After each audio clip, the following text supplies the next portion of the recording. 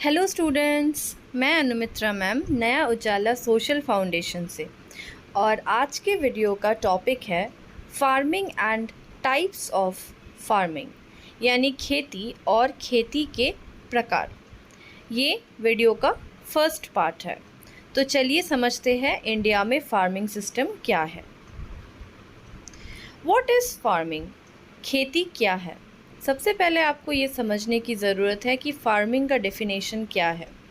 Farming is the act और process of working the ground, planting seeds and growing edible plants.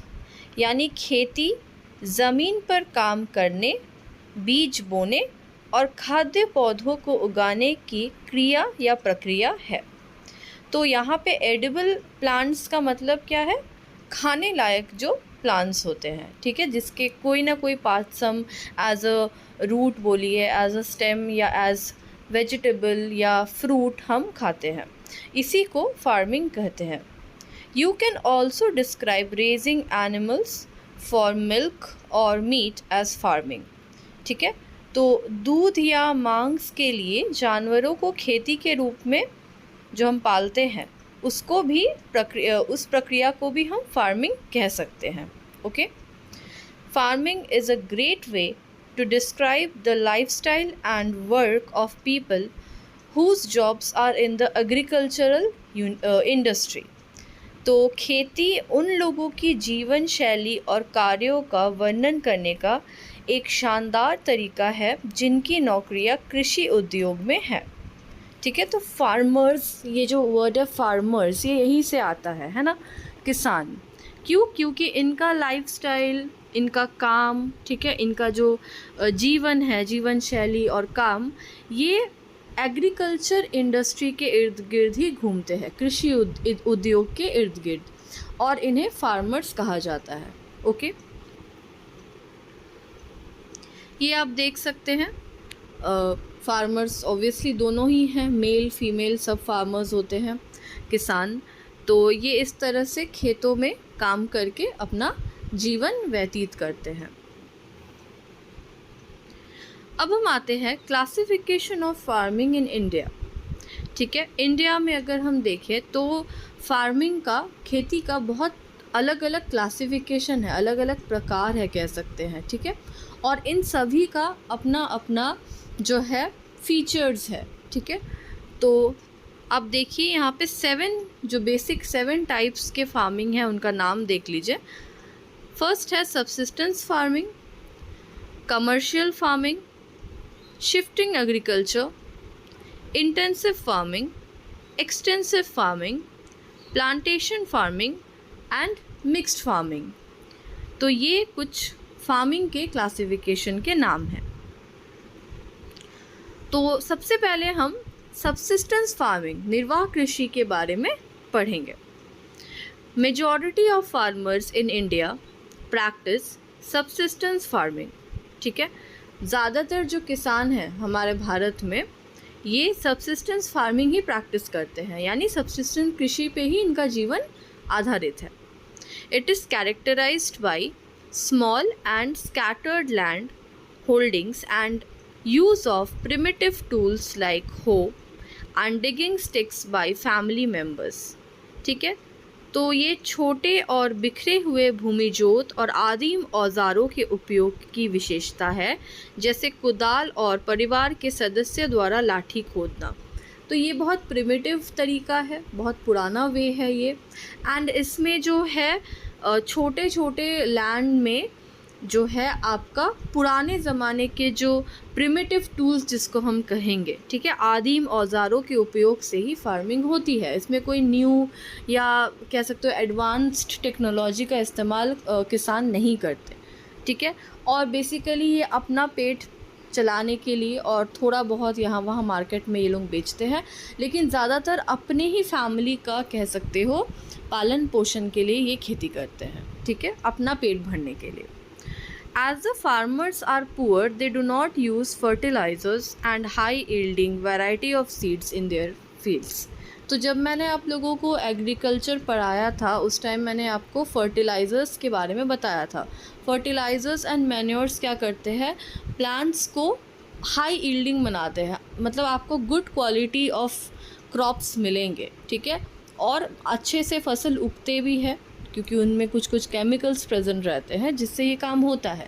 लेकिन subsistence farming जो किसान करते हैं वो लोग काफ़ी गरीब होते हैं ज़्यादातर, इसी वजह से बहुत ज़्यादा महंगा फर्टिलाइज़र्स वे इस्तेमाल नहीं करते अपने खेत में, ठीक है, या कह सकते हो बहुत जो विभिन्न प्रकार के जो बीज है उसका उपयोग भी वो नहीं करते। ये देखिए सब्सिस्टेंस फार्मिंग, यहाँ पे बहुत सारे लोग एक खेत पे ही काम कर रहे हैं और ये गरीब होते हैं, ठीक है, अपने हाथों से और जो पुराने ज़माने के औज़ार हैं उन्हीं को इस्तेमाल करके ये खेती करते हैं। इसी को सब्सिस्टेंस फार्मिंग कहते हैं, ठीक है। सब्सिस्टेंस का मतलब ही कह सकते हो ये होता है कि गुजारा करने के लिए, अपना सब्सिस्टेंस करने के लिए, ठीक है। नेक्स्ट है कमर्शियल एंड ड्राई फार्मिंग, दोनों को हम एक साथ ही देखेंगे। तो कमर्शियल फार्मिंग क्या होता है? Commercial farming, this system of agriculture involves cultivation of crops for sale in the market, ठीक है, मतलब बेचने के लिए, सेल करने के लिए मार्केट में कमर्शियल फार्मिंग होता है। कमर्शियल का मतलब ही यही होता है ना कि आप सेल कर रहे हो कोई अपना सामान, ठीक है, प्रॉफिट के लिए, पैसों की यहाँ पे बात आ जाती है काफ़ी। एंड यहाँ पे अपना जो कल्टिवेटेड क्रॉप्स है किसान बेचते हैं बेसिकली, ठीक है। These crops are called cash crops, और क्योंकि ये कमर्शियल फार्मिंग है तो इन क्रॉप्स को कैश क्रॉप्स बोला जाता है। They include sugar cane, tobacco, oil seeds, ठीक है, तो गन्ना हुआ, तंबाकू हुआ, ये सारा कैश क्रॉप्स के कल्टिवेटेड है, ठीक है। It is usually practised in areas where plenty of land is available and market economy is well developed। तो ये ज़्यादातर कहाँ पे प्रैक्टिस किया जाता है? जहाँ पे ज़मीन बहुत ज़्यादा अवेलेबल है, ठीक है, आपके पास लैंड एरिया बहुत है उगाने के लिए, क्योंकि कैश क्रॉप्स उगाने के लिए बहुत स्पेस चाहिए होता है, ठीक है, बहुत जगह चाहिए होती है, और जो इकोनॉमी है, ठीक है, अर्थशास्त्र है, वो अच्छा है। ऐसे जगहों में ही कमर्शियल फार्मिंग मुमकिन होती है, ठीक है। अच्छा, अब हम देखते हैं कि ये क्या है।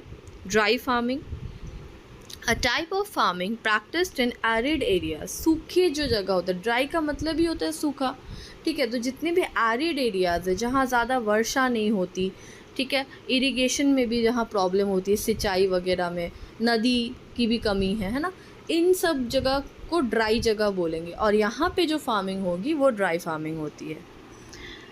In arid areas without irrigation, by planting drought resistant crops or by employing moisture enhancing techniques such as planting seeds deep in the ground or using and maintaining a fine surface tilth or mulch that delays evaporation। दो तरीके हैं, या तो आप मतलब ऐसे crops लगाओ dry farming में जिसको पानी की ज़्यादा ज़रूरत ना पड़े, ड्रॉट रेजिस्टेंट क्रॉप हो, ठीक है, मान लो अगर सूखा भी पड़ जाए तो वो पौधा मर ना जाए, है ना, इस तरह के क्रॉप्स। एंड सेकंड क्या है कि आप उस जगह को मॉइस्चर एनहांस करो बहुत सारे टेक्निक्स को लेके, जैसे प्लांट सीड्स को, बीज को आप बहुत ज़्यादा अंडरग्राउंड में बो ताकि एटलीस्ट अंडरग्राउंड का पानी उसको मिले, है ना, तो इस तरह से जो है टेक्निक्स इस्तेमाल करके आप ड्राई फार्मिंग कर सकते हैं। तो देखिए कमर्शियल एंड ड्राई फार्मिंग, ठीक है, तो व्यावसायिक खेती और शुष्क खेती, वाणिज्यिक खेती भी हम कह सकते हैं कमर्शियल फार्मिंग को। तो कृषि की इस प्रणाली में बाज़ार में बिक्री के लिए फसलों की खेती शामिल है। इन फसलों को नकदी फसल कहा जाता है, कैश क्रॉप्स। इसमें गन्ना, तंबाकू, तिलहन शामिल है। यह आमतौर पर उन क्षेत्रों में अभ्यास किया जाता है जहां बहुत सारी भूमि उपलब्ध है और बाज़ार अर्थव्यवस्था अच्छी तरह से विकसित है। और अगर हम बात करें ड्राई फार्मिंग यानी शुष्क खेती की, सूखा प्रतिरोधी फसलों को लगाकर या ज़मीन में गहरे बीज बोने या जुर्माना लगाने और बनाए रखने के लिए सिंचाई के लिए बिना शुष्क क्षेत्रों में इस प्रकार की खेती का अभ्यास किया जाता है। ऑब्वियसली ड्राई फार्मिंग तो उसी जगह में होगी ना जहाँ पे एरिड एरिया है, सूखी ज़मीन है, ठीक है। तो इससे क्या होता है, किया जाता है सतह का झुकाव या गीली घास को जो वाष्पीकरण में देरी करती है, जिसे ड्राईलैंड फार्मिंग भी कहा जाता है, ठीक है। ड्राईलैंड फार्मिंग भी बोला जाता है ड्राई फार्मिंग को। ये देखिए कमर्शियल फार्मिंग है, ठीक है। ऑब्वियसली ये जो है अच्छे खासे हाई यील्डिंग सीड्स इस्तेमाल करेंगे, फर्टिलाइजर्स इस्तेमाल करेंगे, क्योंकि ये लार्ज स्केल में होता है, ठीक है। अमीर लोग करते हैं, जो थोड़ा सा देखना अमीर तरह के जो फार्मर्स होंगे वो ये कर सकते हैं, क्योंकि उनकी ज़मीन बहुत ज़्यादा चाहिए उन्हें, है ना, और फिर इकोनॉमी अच्छी होनी चाहिए, बहुत सारी बातें हैं। तो इनकरेजेस एम्प्लॉयमेंट, इससे क्या होता है, एम्प्लॉयमेंट भी होता है, आप अपने अंडर लोगों को काम पे रख सकते हो, ठीक है। जैसे चाय, टी भी प्लांटेशन क्रॉप, ये क्रॉप है, ठीक है, कैश क्रॉप है। तो चाय का भी आप देखना कि वहाँ पे भी क्या होता है, बहुत सारे लोग जब वो छोटे छोटे चाय पत्ते जो है तोड़ तोड़ के बास्केट में रखते हैं, तो इससे एम्प्लॉयमेंट भी बढ़ता है, लोग अपने अंडर लोगों को काम पे रख सकते हैं कमर्शियल फार्मिंग में, ठीक है। Practice through out the 12 months, पूरा 12 महीना ये होता है प्रैक्टिस। जनरेट्स रेवेन्यू, ठीक है, रेवेन्यू मतलब आपको इनकम होगा अच्छा खासा, आप बेचोगे तो इनकम होगा। क्रिएशन ऑफ कैपिटल, ये भी सेम बात है, ठीक है, आप एक कह सकते हो एक तरह का बिजनेस चलेगा इससे, ठीक है। Heavy use of farming machinery and human labour, ठीक है, अच्छे खासे मशीन्स इस्तेमाल होते हैं, ह्यूमन लेबर का भी इस्तेमाल होता है, ठीक है। ड्राई फार्म क्रॉप्स में include grapes, tomatoes, pumpkin, beans and other summer crops. जैसे मैंने ड्राई लैंड फार्मिंग के बारे में बताया, ड्राई लैंड फार्मिंग के क्रॉप्स क्या क्या हो सकते हैं, ग्रेप्स, अंगूर है, टमाटर, पम्पकिन, कद्दू, ठीक है, बीन्स, और इस तरह के जितने समर क्रॉप्स होते हैं ये ड्राई फार्मिंग में तैयार होते हैं। Dry land grain crops include wheat, corn, millet, rye and other grasses that produce grains, ठीक है। अगर हम क्रॉप्स, ग्रेन क्रॉप्स की बात करें ड्राई लैंड में, तो गेहूँ, कॉर्न, मिलेट, राई, ये सब उगता है इसमें। These crops grow using the winter water stored in the soil. जैसा मैंने आपको बताया, सॉइल में से ये पानी खींच के ये सही रहते हैं, because as such dry land में ज़्यादा पानी अवेलेबल नहीं होता है, जितना भी पानी इन क्रॉप्स को मिलता है ये अंडरग्राउंड वाटर है, ठीक है, जो विंटर में स्टोर होता है, rather than depending on rainfall during the growing season. ये ज़्यादा बारिश पे, ठीक है, या नदी तो आसपास होती नहीं है वैसे भी, और बारिश पे ज़्यादा निर्भर नहीं करते हैं। ओके स्टूडेंट, आई होप आपको ये 3 टाइप्स ऑफ फार्मिंग अच्छे से समझ में आ गया है। पार्ट 2 में मैं नेक्स्ट जितने भी टाइप्स ऑफ फार्मिंग है उसको आपको पढ़ा दूँगी। Okay, thank you.